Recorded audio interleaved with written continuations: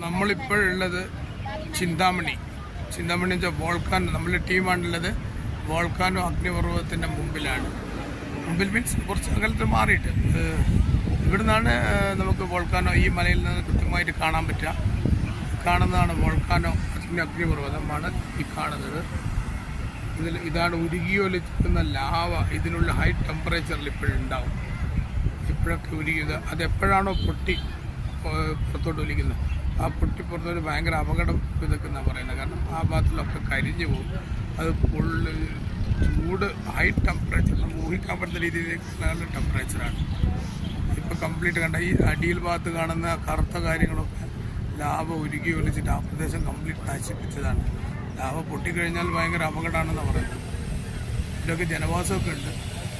അടുത്ത് ഈ അഗ്നിപർവ്വതം ഉണ്ടാകുന്നതിൻ്റെ അടുത്ത് തന്നെ ഒരു പുഴയും ഉണ്ട്.